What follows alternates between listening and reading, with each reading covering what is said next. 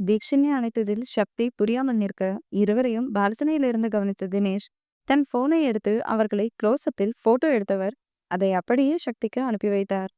போனின் notification சுத்தத்தில் தீக்ஷன்யாவை தன்னிடமிருந்து பிரித்த சக்தி, D கிளம்பலாம். மதி பசியோட இருப்பா. நம்ம செயின் வாங்கிட்டு ஃபுட் வாங்கிட்டு வரலாம் என்றான்.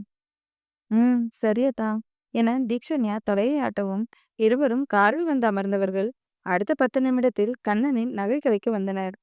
டி, உனக்கு என்ன மாதிரி செயின் வேணும் என சக்தி கேட்க, நீயே ஏதாவது ஒன்று செலக்ட் பண்ணி கொடுத்தா. ரொம்ப நாளைக்கு தாங்கணும். பிஞ்சு போயிடுச்சுன்னா அம்மா சீக்கிரம் வாங்கி தராது. அதனால நல்லதா குவாலிட்டியா பார்த்து வாங்கி கொடு என்றாள் தீக்ஷன்யா. உன் கையில நார் இருந்தாலும் இரும்பு இருந்தாலும் அதை எப்படியோ ஒன்று பிச்சியோ இல்லை உடைச்சோ எரிஞ்சிருவ. கையையும் வாயும் அடக்கிட்டு இருக்கணும் என அவளை முறைத்து கொண்டே கூறிய சக்தி, பணிப்பெண்ணை பார்த்து, நியூ மாடல் கழுத்து செயின் பொண்ணுங்க போடுற மாதிரி காட்டுங்க என்றான். பணியாளர் செயின் ட்ராவை எடுத்து அவன் முன்னால் வைக்க, சக்தியை முறைத்து பார்த்த தீக்ஷன்யா, அவன் தன்னை கண்டு கொள்ளாமல் செயின் எடுப்பதை பிஸியாக இருப்பதை பார்த்து கடுப்பானகள், அத்தா, நீ செலக்ட் பண்ண, நான் சுத்தி பார்க்குறேன் என சொல்லிவிட்டு அங்கிருந்து சென்றாள். அவளை கண்டு கொள்ளாத சக்தி அவளுக்கு செயினை தேர்ந்தெடுப்பதில் பிஸியானவன் கிட்டத்தட்ட அரை மணி நேரம் அடைசி ஆராய்ந்து 2 பவுனில் மெல்லிய கொஞ்சம் தடிமனான செயினை செலக்ட் செய்தவன் அதற்கு டாலர் காட்டுமாறு கூறினான். டாலர் ட்ரேவை பணிப்பெண் எடுத்து வைக்கவும் அதில் முன்னாலேயே இதய வடிவில் இருந்த ஒரு டாலர் அவன் கண்ணை பறித்தது. பெரிதும் அல்லாமல் சிறிதும் அல்லாமல் நடுத்தர சைஸில் ஒரு இதயம் இன்னொரு இதயத்தில் தொங்குவது போல பார்க்கவே புதிதாக இருக்க அவனுக்கு மிகவும் பிடித்துவிட்டது. அதை கையில் எடுத்து அந்த செயினில் கோர்த்தவன், இதை பேக் பண்ணுங்க என்று சொல்லிவிட்டு தீக்ஷன்யாவை தேடியபடி பில் கவுண்டருக்கு வந்தான். அதான், அப்படியே இதையும் பில் போட சொல்லு என அவன் கையில் வெள்ளி செயின் ஒன்றை கொடுத்தாள் தீக்ஷன்யா. இது எதுக்கு என சக்தி கேட்க, உனக்கு தான் அத்தான், இது உனக்கு சூப்பரா இருக்கும். நானே பார்த்து பார்த்து செலக்ட் பண்ணேன் என்று சிரித்தாள் தீக்ஷன்யா. சரி, அப்போ நீயே காசு கொடுத்து வாங்கித்தா என்றான் சக்தி. அவனை பாவமாக பார்த்த தீக்ஷன்யா, என்கிட்ட இப்போ காசு இல்ல, நீ வாங்கி போ. நான் பெரிய பொண்ணான உடனே உனக்கு இதுக்கு எல்லாத்துக்கும் பணம் கொடுத்துடுறேன் என்றார்.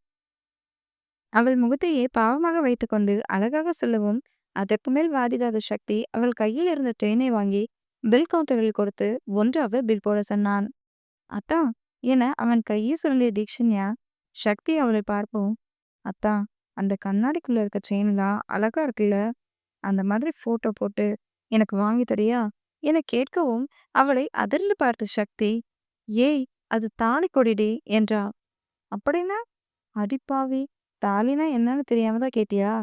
சரி விடு, என்கிட்ட தானே கேட்ட என மனதில் நினைத்து கொண்ட சக்தி, நீ காலேஜ் முடிச்ச உடனே இந்த மாதிரி நானே என் கையால செஞ்சு உனக்கு போட்டு விடுறேன் என்றான் மலர்ந்த முகத்துடன். நிஜமாவா? சத்தியமா போட்டு விடுறேன்.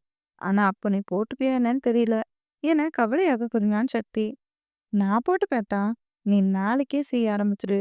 நான் போட்டுக்கலன்னு அடம்பிடிச்சா திட்டி போட்டு விட்டுரு என்றாள் தீக்ஷன்யா.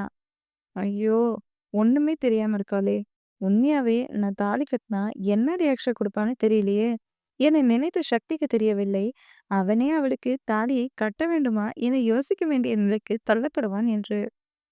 பில் கவுண்டரில் பில்லை கொடுக்கவும் அதை வாங்கிய தீக்ஷன்யா சக்தியிடம் நீட்ட, அத்தா, இந்த காசு கொடுத்துட்டு வா, சாப்பாடு வாங்கிட்டு போலாம் என்றாள். அதில் யோசனையிலிருந்து வெளிவந்த சக்தி பில்லை வாங்கி பார்த்துவிட்டு காதை கொடுத்து பேசியதுவன் பின் அவளை அழைத்து கொண்டு ஹோட்டலில் சாப்பாடு வாங்கி மீண்டும் காரில் வந்து அமர்ந்து சாலை ஓரமாக காரை நிறுத்திவிட்டு அவளை திரும்பி பார்த்தவன் காரின் டேஷ்போர்டில் இருந்த கவரை எடுத்து அதன் உள்ளே இருந்து செயினை எடுத்து அவள் அருகில் நெருங்கி அவள் கழுத்தில் போட்டுவிட்டு கொக்கியை மாட்டிவிட்டான். அவனின் மூச்சுக்காற்று காதில் பட்டதில் உடல் சிதைத்த தீக்ஷன்யா சக்தியின் சட்டையை இறுக்கமாக பிடித்துக்கொண்டு கண்ணை மூடினாள். அவன் சட்டையின் முதல் 2 பட்டனை கழட்டி விட்டு இருக்க, அதில் அவளின் தளிர் விரல் அவன் மேனியை உரச கரண்ட் ஷாக் அடித்தது போல உணர்ந்த சக்தி கொக்கியை மாட்டிவிட்டு அதை வாயில் வைத்து அழித்துவிட்டு முன்னால் இருந்த அவளின் முடியை தூக்கி பின்னால் போட்டுவிட்டான். உதறு துடிக்க கண்ணை மூடிக்கொண்டு அவன் சட்டையை பிடித்திருந்த தீக்ஷன்யா அவன் மூச்சுக்காற்று விலகவும் சட்டென அவன் சட்டையிலிருந்து மெதுவாக கையை எடுத்தாள். அவள் கையை பிடித்த சக்தி, நான் அவனை போட்டு விட்டேன்ல, எனக்கும் போட்டு விடு என்றான் அழுத்தமாக. மந்திரத்துக்கு கட்டுப்பட்டது போல அந்த வெள்ளி செயினை அவனிடமிருந்து வாங்கி அவன் மடியில் ஏறி அமர்ந்து அவன் கழுத்து வளைவில் முகம் வைத்து செயினை மாட்டிவிட்டு கொக்கியை வாயா வைத்து அழுத்தியவளின் எச்சில் அவன் பின்னங்கழுத்தில் படவும் அவள் இடுப்பை பிடித்தான் சக்தி. அத்தான் என தீக்ஷண்யா திணறவும் இடுப்பை இறுக்கி பிடித்து அவளை தூக்கி பக்கத்து சீட்டில் அமர வைத்து மூச்சை இழுத்து விட்டவனுக்கு அடிவயிற்றில் ஜிவ்வென்ற உணர்வை தோன்ற அவள் விரல்பட்ட மார்பின் நடுப்பகுதி ஒருவித சிலிர்ப்பை கொடுக்க, ஐயோ தீ, கொல்றடி, இப்பவே என்னால கண்ட்ரோல் பண்ண முடியல. இதுல நான் இன்னும் உனக்காக எவ்வளவு போராட வேண்டியது இருக்கு என மனதில் நினைத்தபடி காரை ஸ்டார்ட் செய்து ஸ்டேரிங்கை சுழற்றினான். அடுத்த அரை மணி நேரத்தில் இருவரும் வீட்டிற்கு வரவும் ஹாலில் இளைய பெண்கள் ஆண்கள் அனைவரும் அமர்ந்து பேசிக் கொண்டிருக்க சக்தியை பார்த்து வேகமாக ஓடி வந்து அவன் காலை கட்டி கொண்ட நிஷா, சித்தா, நீன்னு சொல்லு, நிஷா குட்டி சாக்கி நாளையா, இதோ தீக்கி பொண்ணு கை சாக்கிய சித்தா என அழகாய் கேட்டாள். அவளை தூக்கி கொண்ட சக்தி, நிஷா குட்டி, சித்தா உனக்கு சாக்லேட் வாங்கிட்டு வரலையே, ஈவினிங் வாங்கிட்டு வரேன். டீ கையில் வச்சிருக்கிறது தோசையும் பரோட்டாவும். நீ சாப்பிட்டியா இல்ல சித்தா உன்னை பூட்டி விடட்டுமா என கேட்டான். சித்தா, நிஷா குட்டி ஊவா அம்மா தந்து, நிஷா குட்டி சாப்பிட்டு குளிச்சு குட் கேர்ள் பொண்ணு என அவன் கழுத்தில் மாலை போல கையை போட்டுக்கொண்டு கூறினாள் நிஷா. அதை கேட்டு இனியா கணவனை பார்த்து, என்னங்க, பாருங்க இதை என்கிட்ட பால் குடிச்சத உங்க தம்பிக்கிட்டலாம் சொல்றா. அவர் என்னை பத்தி என்ன நினைப்பாரு என்றால் அவனுக்கு மட்டும் கேட்டு குரலில். அதெல்லாம் அவன் ஒன்றும் நினைக்க மாட்டான், நீ எதையும் நினைக்காத என ஆத்ரேயன் சொல்லவும் நிஷாவின் நெற்றியில் முத்தமிட்ட சக்தி, சரி நிஷா குட்டி, உனக்கு சித்தா ஈவினிங் சாக்லேட் தரேன், ப்ராமிஸ். அது வரைக்கும் நீ சேட்டை பண்ணாம அம்மா கூட இருக்கணும் என சொல்லியபடி இனிய அருகில் வந்தவன், அண்ணி இந்தாங்க என அவளை கொடுத்து, சித்தா நீ தூக்கி சித்தா என நிஷா பாவமாக சொல்லவும் அவளை 2 முறை தூக்கி போட்டு பிடித்த சக்தி அவளை இறுக்கமாக அணைத்தவன், போதுமா என கேட்டான்.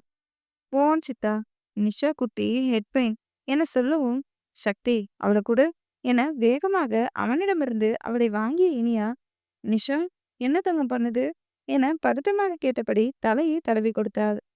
அண்ணி, அவ தலை சுத்துறது தான் ஹெட் பெயின்னு சொல்றா என சக்தி சொல்லவும், ஆமா அண்ணி, அவளுக்கு எப்படி சொல்றதுன்னு தெரியல. அவளுக்கு எரிஞ்சாவோ இல்ல சுட்டாவோ கூட பெயின்னு தான் சொல்லுவா என்றான் சரவணன். அதை கேட்டு இனியா பெருமூச்சு விடவும், பயந்துட்டீங்களா அண்ணி என ஐஸ்வர்யா கேட்க, ஆமா ஐஸ்வர்யா, ஒரு நிமிஷத்துல உடம்பெல்லாம் நடுங்கிடுச்சு என நிஷாவின் நெற்றியில் முத்தமிட்ட இனியா, என் தங்கம், என் செல்ல, என் அழகு பொண்ணு என அவளை கொஞ்சினாள். அதை பார்த்து அனைவரின் முகமும் மலர இனியாவை ஆத்ரேயன் ரசிக்க தீக்ஷண்யா சக்தி கையில் உணவு கவரை கொடுத்து, அத்தா, நீ போய் அக்காவை சாப்பிட வை என்றார்.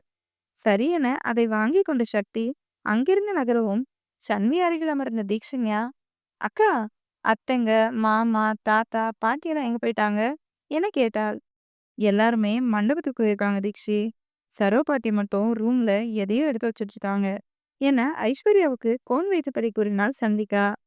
ஓ, சரியக்கா, எனக்கு கோன் வச்சு விடுறியா என கேட்க, பியூட்டிஷியன் வருவாங்க தீக்ஷி, அவங்க வந்து நம்ம எல்லாருக்கும் வச்சு விடுவாங்க என்றாள் சன்வி. அப்போ ஐஸ்வர்யா அக்காவுக்கு மட்டும் நீங்க வச்சு விடுறீங்க என தீக்ஷண்யா புரியாமல் கேட்க, வந்தனா சாஹி, இனியா, யாழி, யாத்ரா, உதயா, மீனா, சரவணன், ஆத்ரேயன் சிரித்தனர். அவர்களை பார்த்து நிஷாவும் சிரிக்க சாய்ரா முறைத்தாள். ஐஸ்வர்யா அக்காவுக்கு ஆர்கானிக்கா இருந்தாதான் பிடிக்கும், அவங்க உடம்புக்கு அதுதான் ஒத்துக்கும் தீக்ஷி. அதான் வருஷ பரிமா நம்ம வீட்டு தோட்டத்துல இருக்க மருதாணிய பறிச்சு அரைச்சு வச்சிருந்தாங்க. அக்கா இப்பவே தூக்கம் வருதுன்னு சொன்னா, அதான் பியூட்டிஷியன் வரதுக்குள்ள நானே போட்டு விடுறேன்னு சொல்லி போட்டு விட்டுட்டு இருக்கேன் என சொல்லியபடி ஐஸ்வர்யாவின் கையில் அழகாய் மணமகன் டிசைன் வரைந்தாள். ஓ, சரியக்கா என்று தீக்ஷண்யா நிஷாவை பார்த்து, இங்க பாத்தியா, எனக்கு சக்தியத்தான் செயின் வாங்கி தந்திருக்காரு என கழுத்தில் இருந்த செயினை தொட்டு பழுப்பு காட்டியபடி கூறினாள். நிஷா குட்டியேன் என கழுத்தை தொட்டு பார்த்து பாவமாக இனியாவை பார்த்தவள், அம்மா, தீக்கி பொண்ணு ஹைன் அம்மா, நிஷா குட்டி நோவா என உதடி பிதுக்கி கேட்க, உனக்கு இல்ல, நேத்து என்ன வெறுப்பேத்தனல்ல, போ என முறைத்தாள் தீக்ஷண்யா.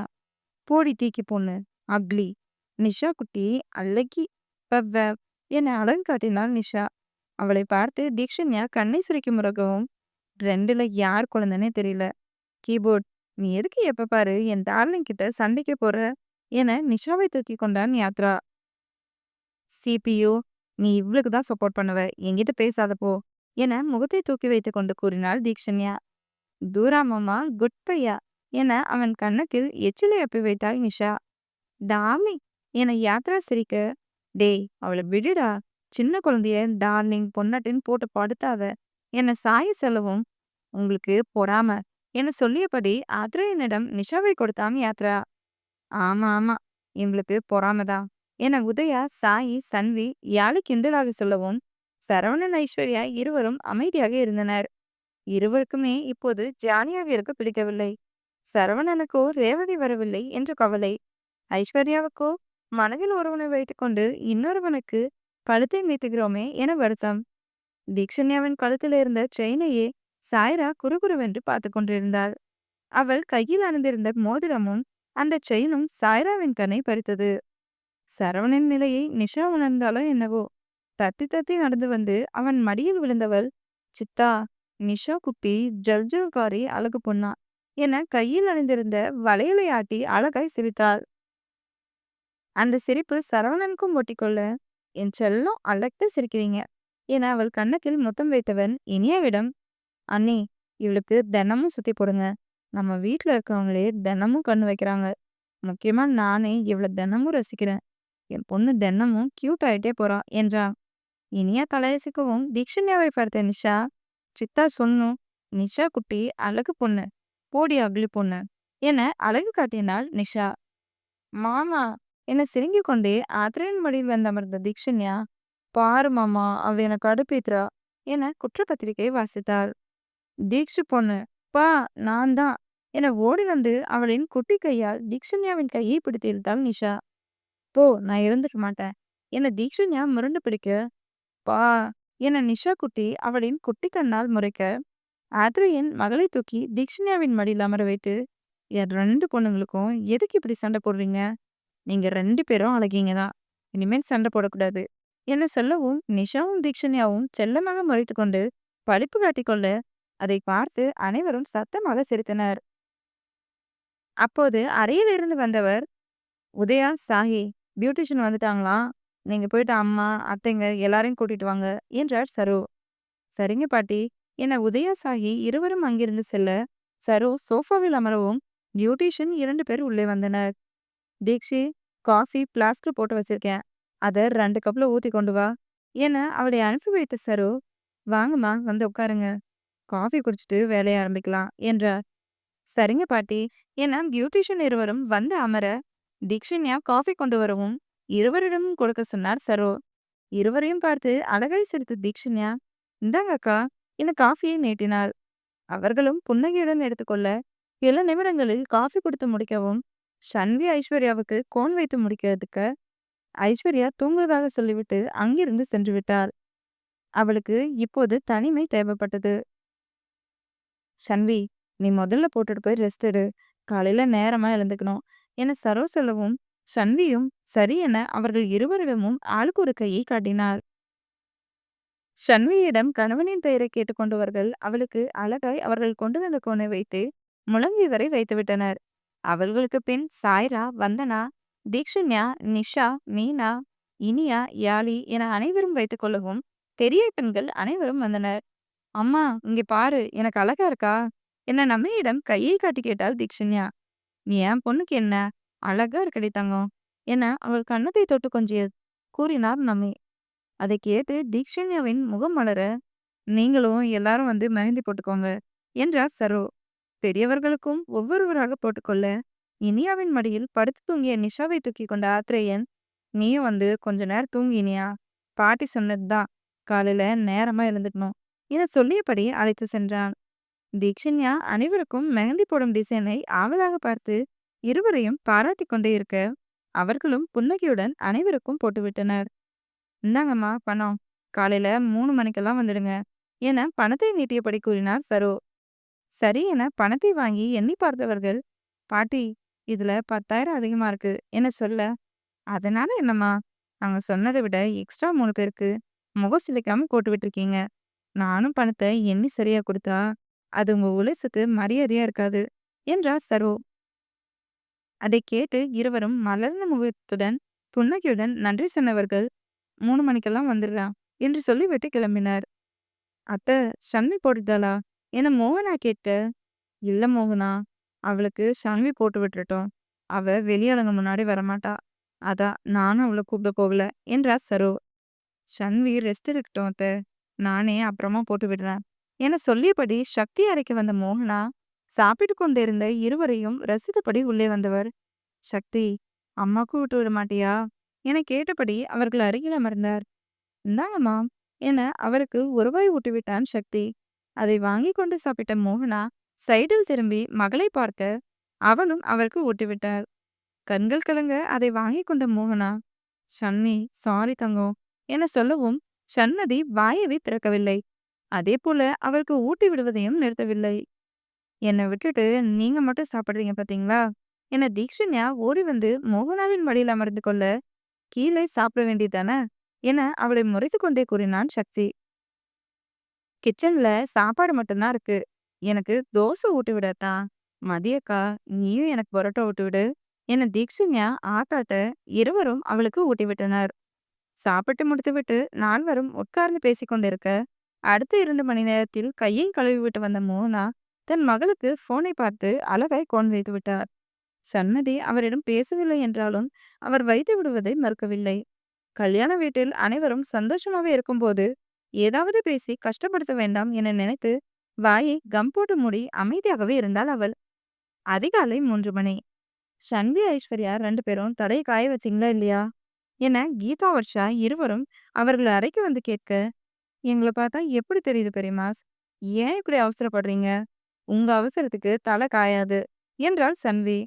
அடியே, 4:30 மணிக்கு முகூர்த்தம், நீ என்ன அவசரப்பட வேணான்னு சொல்ற. உங்க அப்பாவும் மாமாவும் மண்டபத்துல இருந்து கால் பண்ணிக்கிட்டே இருக்காங்க. பியூட்டிஷியன் வேற வந்துட்டாங்க. முதல்ல 2 பேரும் காஃபி குடிச்சிட்டு சேர்ல உட்காருங்க என இருவருக்கும் காஃபியை கொண்டு வந்து கொடுத்தபடி கூறினார் மோகனா. இவளுக்கு இன்னும் நல்லா புரியுற மாதிரி இன்னொரு முறை சொல்லு. அங்க மாப்பிள்ளை வீடு மண்டபத்துக்கே வந்துட்டாங்களாம். நீங்க இன்னும் ரெடி ஆகாம இருக்கீங்க. குட்டிச்செல்லம், நிஷா கூட எந்திரிச்சு ரெடி ஆயிட்டா என்று திட்டினார் கீதா. நிஷா குட்டி எழுந்திருந்தெல்லாம் மேட்ரே இல்ல. தீக்ஷனை இழந்துட்டாளா என சன்வி கேட்க, பெரியவர்கள் மூவரும் திரு திருவென விழித்தனர். நீங்க முழிக்கிற மொழியே சொல்லுதே, அவ இன்னும் எழுந்துக்கலன்னு. முதல்ல அவளை எழுப்பி விடுங்க. நாங்க சரியான நேரத்துக்கு ரெடி ஆயிடுவோம் என்றாள் சன்வி. பெரியவர்கள் மூவரும் சென்றுவிட அமைதியாக இருந்த ஐஸ்வர்யாவை கோபமாக முறைத்து பார்த்த சன்விகா, ஐஸ்வர்யா அக்கா, நீ எதுக்கு இப்படி வெறுமையா ஏதோ பேய் அரைஞ்சவ மாதிரி உட்காந்துருக்க? ஏதோ 2 பக்கமும் லவ் இருந்து உன்னை கட்டாயப்படுத்தி ஜீவா மாமாவை கல்யாணம் பண்ணிக்க வைக்கிற மாதிரி தான் உன் ரியாக்ஷன் இருக்கு. ஒழுங்கா கொஞ்சமாவது சிரிச்ச மாதிரி இரு. அம்மா, பெரியம்மா, அப்பா, பெரியப்பா பார்த்தாங்கன்னா ரொம்ப ஃபீல் பண்ணுவாங்க. நான் நைட்டு அவ்வளோ அட்வைஸ் பண்ணியும் நீ திருந்தல பாத்தியா என்றாள் கோவமாக. சாரி ஷன்வி, என்னால சட்டுன்னு இதை ஏத்துக்கவே முடியல. நான் கண்டிப்பா ராகுல மறக்க முயற்சி பண்றேன் என்றாள் ஐஸ்வர்யா. கொஞ்சமாவது சிரி என சன்வி சொல்லவும் சின்னதாய் சிரித்தாள் ஐஸ்வர்யா.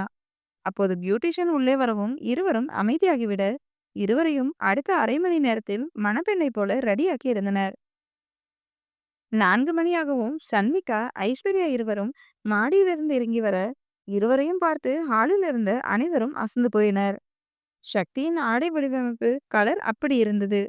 லைட் பிங்க் கலர் புடவையில் வைர நகைகள் உடலை ஆக்கிரமித்திருக்க, தலை நிறைய பூவை வைத்து நெத்திச்சூடி அணிந்து அத்தனை அம்சமாக இருந்தது அந்த பிரைடல் மேக்கப்.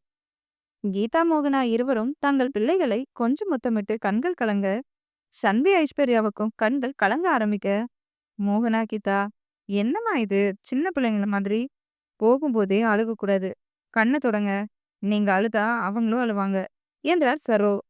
மோகனா கீதா இருவரும் கண்ணை துடைத்து கொள்ள, வள்ளி, நீ போய் பூஜை பண்ணி 2 பேருக்கும் திருநீர் வச்சு விடு, சீக்கிரம் கிளம்பலாம் என்றார் சரோ. என வள்ளி பூஜை அறைக்குள் நுழையவும், அம்மா என அழைத்தபடியே மாடியிலிருந்து இறங்கி வந்த தீக்ஷன்யா சன்மதியை பார்த்து அனைவரும் வாயை பிளந்தனர். இரத்த நிறத்தில் பட்டுப்பாவடை தரையை கூட்ட, அந்த உடையின் மேல் சட்டையில் ஆங்காங்கே கண்ணாடி போல மின்ன, தலையில் 10 முழம் மல்லிகைப்பூ இருவரின் முட்டி வரை இருந்த கூந்தலை ஆக்கிரமித்திருந்தது. கைகோர்த்து மாடியிலிருந்து இறங்கி வந்தவர்களை வானத்திலிருந்து இறங்கி வந்த தேவதையாகவே அனைவரின் கண்ணுக்கும் தெரிந்தனர், சாய்ராவை தவிர. அம்மா, இன்னைக்கு எனக்கு தான் கல்யாணமா என சன்வி சந்தேகமாக கேட்கவும் தான் அனைவரும் சுயநினைவு வந்தது சின்னதாக சிரித்தனர். உனக்கு தாண்டி கல்யாணம் என்றார் மோகனா. இவங்க 2 பேரும் இவ்ளோ அழகா ரெடி ஆகி வந்திருக்காங்களே! அதான் கொஞ்சம் குழம்பிட்டேன் என சன்வி கிண்டலாக சொல்லவும், சிரித்த அனைவரும், அக்கா நான் அழகா இருக்கனா? என தீக்ஷிண்யா கேட்ட. தீக்ஷிண்யா பொண்ணு அழகி என சொன்னது சாக்ஷாத் நிஷாவேதா. ஐயோ! நிஷாவே சொல்லிட்டா என தீக்ஷிண்யா குதிக்கவும், இருவரின் அருகில் வந்த மோகனா, 2 பேரும் தேவதை மாதிரி இருக்கீங்க என நெட்டி முறித்தார். அதை பார்த்து ராணா யாத்ரா, வியான் சாஹி, உதயா, ஆத்ரேயன், சரவணன், யாழி, வந்தனா, மீனா, இனியா என அனைவரும் சிரிக்க, சக்தி மெய்மறந்து காதலியை ரசித்து பார்த்தான். வள்ளி மணி அடித்து பூஜை செய்யும் சத்தத்தில் அனைவரும் பூஜை அறையின் முன்னால் வந்து நிற்கவும், கடவுளை வணங்கிவிட்டு ஐஸ்வர்யா சன்வி இருவருக்கும் திருநீறு பூசிவிட்டார் வள்ளி. அதன் பின்பு அனைவரும் மண்டபத்தை நோக்கி சென்றனர். வீட்டிலிருந்து கிளம்பிய அனைவரும் அடுத்த அரை மணி நேரத்தில் சென்னை அவுட்டரில் இருந்த அந்த சிறிய சிவன் பெருமாள் கோயிலின் மண்டபத்திற்கு வந்தனர். கல்யாணம் சிம்பிளாக இருக்க வேண்டும் என விஸ்வாமித்திரன், ஜீவா இருவருமே கேட்டுக்கொண்டிருந்ததால் நிச்சயம் இவ்வளவு கிராண்டாக செய்தனர். கல்யாணத்துக்கு யாரையும் அழைக்கவில்லை. குடும்பத்தார் மட்டுமே இறங்கினர். மண்டபத்தின் வாயிலில் கார் வந்து நிற்கவும், ஹரிஷ், தினேஷ் இருவரும் வேகமாக வெளியில் வந்தவர்கள் மகள்களை கல்யாண கோலத்தில் பார்த்ததும் கண்கள் கலங்க ஆரம்பித்தது. அப்பா என சன்வி ஓடி வந்து தினேஷை அணைத்துக் கொள்ள, அவளின் தலையை மென்மையாக கோதிய தினேஷ், சன்வி அழகா இருக்க என சின்னதாக சிரித்தபடி கூறினார். தீக்ஷி பொண்ணு அழகி என இனியாவின் கையில் இருந்த நிஷா சொல்லவும் அனைவரும் திரித்தனர். ஷன்வி தீக்ஷன்யா இருவரையும் பார்த்து தினேஷ் அசந்து போனாலும் ஓரக்கண்ணால் மகனை தான் கவனித்தார்.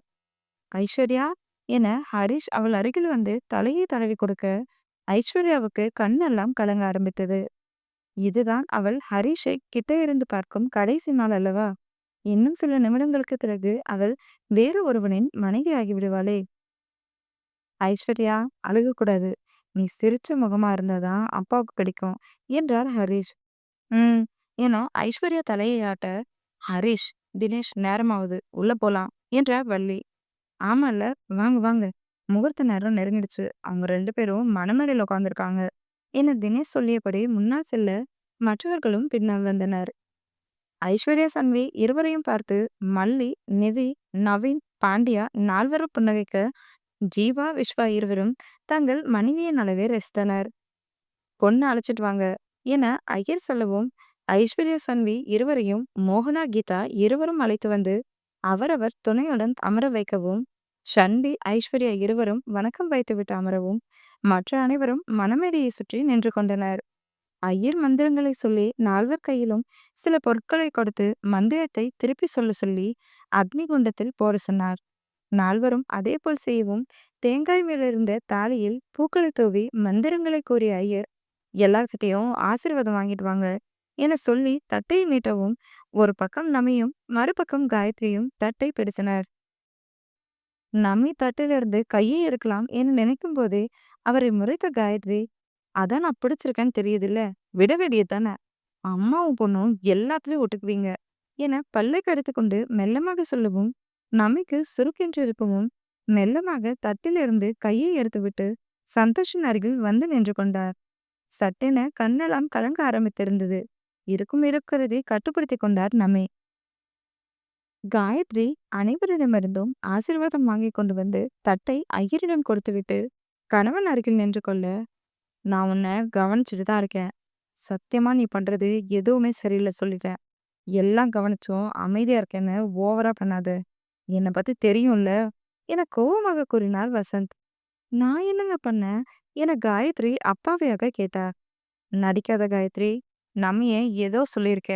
நீ என்ன சொன்னன்னு எனக்கு தெரியாதுதான். ஆனா அந்த பொண்ணு முகம் மாறினத நான் பார்த்தபோதே நான் புரிஞ்சுக்கிட்டேன். ஏதோ ஹர்ட் பண்ற மாதிரி தான் பேசிருக்கேன்னு. நேத்து அப்படிதான் தீக்ஷன்யாவை அதட்டி பேசுற. இன்னைக்கு என்னவோ நம்மைய சொல்லியிருக்க. நீ என்ன பழைய மாதிரி இல்ல. பார்த்து நடந்துக்கோ. யாருக்கும் சந்தில வந்துடக்கூடாது என அழுத்தம் திருத்தமாக கூறினார் வசந்த். காயத்ரிக்கு கஷ்டமாக இருந்தது.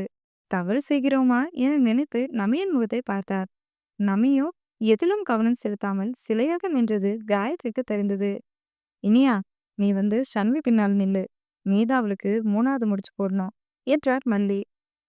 சரிம்மா என இனியா மகளுடன் வந்து சண்விமித்திரன் பின்னால் நின்றாள். மகள் சாதாரணமாக பேசியதை கேட்டு மல்லியின் முகம் மலர நவீனுக்கும் சந்தோஷமாக இருந்தது. அதே போல கயலை ஜீவா ஐஸ்வர்யா பின்னால் நிற்க வைத்த நிவி அவளுக்கு எப்படி முடிச்சு போடுவது என்பதையும் சொல்லிக் கொடுத்தார். கயல் ஆர்வமாக தலையை ஆட்டியபடி கேட்டுக்கொண்டு, அம்மா, இவங்க யாரு என வியானை கை காட்டினாள். சன்வி அக்காவோட அண்ணன், பேரு வியான் என்றார் நிதி. ஓ என தலையை ஆட்டிய கயல்விழி, அப்போ இவர்தான் வியானா? பார்க்க நல்லா தான் இருக்காரு. ஆனா சரவணன் மாமா விட கொஞ்சம் அழகு கம்மிதான் என மனதில் நினைத்து கொண்டாள். கெட்டிமேளம் கெட்டிமேளம் என ஐயர் கத்தி முதலில் விஸ்வா பின் ஜீவாவின் கையில் மாங்கல்யத்தை கொடுத்த மங்கள வாத்தியங்கள் முழங்க இருவரும் அவரவர் துணையின் கழுத்தில் தாலியை போட்டு 2 முடிச்சு கட்ட சுற்றியிருந்த குடும்பத்தார் அனைவரும் மலர்ந்த முகத்துடன் அச்சதை தூவினர். 3வது முடிச்சை கையில் இனிய இருவரும் போட்டனர். கல்யாணம் இனிதே முடிய ஐயர் ஜீவனின் கையில் குங்குமத்தை கொடுத்து ஐஸ்வர்யாவுக்கு வைத்துவிட சொல்ல, அவள் தோளை சுற்றி கையை போட்டு அவள் வெற்றியின் வகுத்தில் குங்குமத்தை வைத்த ஜீவா ஐஸ்வர்யாவின் கண்களிலிருந்து 2 சொட்டு கண்ணீர் அவன் கையில் பட்டது. அதன் ஜீவா அவளையே புரியாமல் பார்க்க சட்டென முகத்தை மாற்றி லேசாக சிரித்தாள் ஐஸ்வர்யா. அதை பார்த்து அனைவரும் ஆனந்த கண்ணீர் என நினைக்க ஷன்வி தினேஷ் இருவருக்கும் மட்டுமே அவள் நிலை புரிந்தது. விஸ்வாவும் மனைவிக்கு குங்குமம் வைத்துவிட அதன் பின்பு அக்னியை வலம் வந்து அம்மை மிதித்து அருந்ததி பார்த்து மெட்டி அணிவித்து விட்டு திருமண சடங்குகள் இனிதே முடிந்தது. பெரியவங்க காலில் விழுந்து ஆசீர்வாதம் வாங்கிக்கோங்க என ஐயர் சொல்லவும் ஷண்மிகா வேகமாக ஓடி வந்து மோகனாவை அழைத்து கொண்டாள். அதை பார்த்து அனைவரும் சிரிக்க அவள் தலையை தடவி கொடுத்த மோகனா, என் தங்க பொண்ணுக்கு என்னாச்சு என கேட்க, அம்மா, ஒரு மாதிரி இருக்கு, கொஞ்ச நேரம் ஹெல்ப் பண்ணிக்கிறேனே ப்ளீஸ் என கெஞ்சினாள் சன்வி. சன்வி, விஸ்வா நிக்கிறா, முதல்ல 2 பேரும் நவீன் மல்லிக்கிட்ட ஆசீர்வாதம் வாங்குங்க, அதுக்கப்புறம் நீ உன் அம்மாவை வந்து கட்டிப்பிடிச்சு கொஞ்சு என்றார் தினேஷ் அழுத்தமாக. தினேஷின் குரலில் மோகனாவிடமிருந்து பிரிந்த சன்வி கணவனின் அருகில் வந்து நின்றாள். வா, அம்மா அப்பா கிட்ட ஆசீர்வாதம் வாங்கிக்கலாம் என விஸ்வா மென்மையாக அவள் கையை பிடிக்க, பல்லை கடுத்த சன்வி அவனுடன் இணைந்து மல்மி நவீன் காலில் விழுந்து இருவரும் ஆசீர்வாதம் வாங்கிக் கொள்ள அவர்களும் மலர்ந்த முகத்துடன் இருவரையும் ஆசீர்வாதம் செய்தனர். அதே போல ஜீவா ஐஸ்வர்யா இருவரும் பாண்டியா நிவேதம் ஆசீர்வாதம் வாங்கிக் கொள்ள அதன் பின்பு கண்ணன் வள்ளி, குணா மேகலை, சரோ, தினேஷ் மோகனா, மாயவன் வர்ஷா, அகில் அகிலா, ஹரிஷ் கீதா, வசந்த் காயத்ரி, சந்தோஷ் நமி, அஸ்வின் புவி என அனைவரிடமும் 2 ஜோடியும் ஆசீர்வாதம் வாங்கிக் கொண்டனர். ஷன்வி ஐஸ்வர்யா, நீங்க வாங்க என மேகலை அழைக்கவும் இருவரும் அவள் அருகில் வர அவர்களிடம் பணத்தை கொடுத்த மேகலை, இதை 2 பேரும் சேர்ந்து ஐயர்கிட்ட கொடுங்க என்றார். இருவரும் மேகலை சொன்னது போலவே செய்யவும் பணத்தை வாங்கி முகத்தில் ஒட்டி கொண்ட ஐயர், அப்ப நான் போயிட்டு வரேங்க என சொல்லிவிட்டு சென்றார். அண்ணா, நாங்களும் கிளம்புறோம், 7 மணிக்கு ஃப்ளைட் எங்களுக்கு என்றார் நிதி. சரிம்மா என தலையை ஆட்டிய ஹரிஷ் கீதா இருவரும் மகளை அணைத்து கொண்டு உச்சி முகர்ந்தனர். அம்மா அப்பா என இருவரையும் இறுக்கமாக அணைத்து கொண்டு தேம்பி தேம்பி அழுதாள் ஐஸ்வர்யா. அவள் அழுகையை பார்த்து அனைவருக்கும் கண்கள் கலங்க, தே கிரையிங் அம்மா என இனியாவிடம் அழுவது போல முகத்தை வைத்துக்கொண்டு கூறினாள் நிஷா. அத்தை நம்மளை விட்டுட்டு மாமா வீட்டுக்கு போறேன்னு அழுகுறாங்க, நீ அழுகாத செல்லம், அத்தை இன்னும் கொஞ்ச நேரத்துல சிரிப்பாங்க பாரு என அவளை சமாதானம் செய்தாள் இனியா. ஏ எருமை என ஐஸ்வர்யாவை அணைத்து கொண்டான் சரவணன். அண்ணா என அவனை நெஞ்சில் புதைந்து அப்படி ஒரு அழுகை அழுதாள் ஐஸ்வர்யா. எருமை, எதுக்கு இப்படி அழுகுற? உன்னை மாமா நல்லா பார்த்துப்பாரு, நாங்களும் அப்பப்போ வந்து பார்த்துட்டு வரோம், அழுவாத, அங்க கிளம்பும் போதே அழுதுட்டு போனா நல்லா இருக்காதுல்ல என அவள் கண்ணை துடைத்து விட்டான் சரவணன். என ஐஸ்வர்யா அவனை பார்த்து சின்னதாக சிரிக்க ஆத்ரேயனும் தங்கையை அணைத்து விடுவித்து நெற்றியில் முத்தமிட்டான். கீதாவுக்கு கண்களில் கண்ணீர் பொழிந்தது. வேகமாக கண்ணை துடைத்து கொண்டவர் எங்கு தன்னை பார்த்து மகள் மேலும் அழுது விடுவாளோ என்ற பயம். குணா மேகலை பேத்தியை உச்சி முகர்ந்து அணைத்து கொண்டு சமாதானம் செய்ய ஐஸ்வர்யா அருகில் வந்து அவளை தன் நெஞ்சில் அணைத்து கொண்ட மோகனா, ஐஸ்வர்யா, என்ன இது சின்ன குழந்தை மாதிரி அழுக, இனிமேதான் நீ தைரியமா இருக்கணும், ஜீவா உன்னை நல்லா பார்த்துப்பான், அவனுக்கு துணையா எல்லா இடத்துலயும் நல்ல பொண்ணா நடந்துக்கணும், நிவே பாண்டியானா 2 பேரும் உனக்கு சப்போர்ட் பண்ணுவாங்க, உன் கூட ஜாலியா விளையாட கையில இருக்கா, நம்ம குடும்பம் மாதிரியே தான் அவங்களும் உன்னை சந்தோஷமா பார்த்துப்பாங்க என்றார். ம் என சின்னதாக சிரித்த ஐஸ்வர்யா இனியாவிடமிருந்து நிஷாவை வாங்கி கொஞ்சியவள், நிஷா குட்டி, அத்தை உன்னை ரொம்ப மிஸ் பண்ணுவேன். அத்தைய மறந்துடாத என்றாள். தே மிஸ் பண்ணுவாய் என நிஷா பாவமாக கேட்க, அவள் கன்னத்தில் முத்தமிட்ட ஐஸ்வர்யா, இப்போ உனக்கு எதுவும் தெரியாது. நாளைக்கு அத்தைய காணோன்னு தேடாம அப்பா கிட்ட சொல்லு. நான் வீடியோ கால் பண்றேன் என்றார். ஐ பிக்சர் கால் என சிரித்த நிஷா, தி தி டெய்லி ஓகே என தலையை ஆட்டி ஆட்டி கேட்க, அவளின் செய்கையில் கவலை கூட தூரம் சென்றிருக்க, தினமும் உனக்கு பண்றேன் தங்கம் என அவள் முகமுழுத்த முத்தமிட்டாள். அம்மா தி எச்ச பொண்ணா என நிஷா சிரிக்க மற்றவர்களும் சிரித்தனர். ஐஸ்வர்யா, உன்னோட திங்ஸ் எல்லாம் சூட்கேஸ்ல இருக்கு. எனக்கு தெரிஞ்ச வரைக்கும் தேவையானதை எடுத்து வச்சிருக்கேன். இப்போதைக்கு அதை யூஸ் பண்ணிக்கோ. மறு வீட்டுக்கு வரும்போது மீதியெல்லாம் வந்து எடுத்துக்கோ என்றாள் இனியா. சரிங்க அண்ணி என்ற ஐஸ்வர்யா யாழியை அணைத்து கொண்டவள், சீக்கிரம் நீயும் கல்யாணம் பண்ணாக்கா என்றாள்.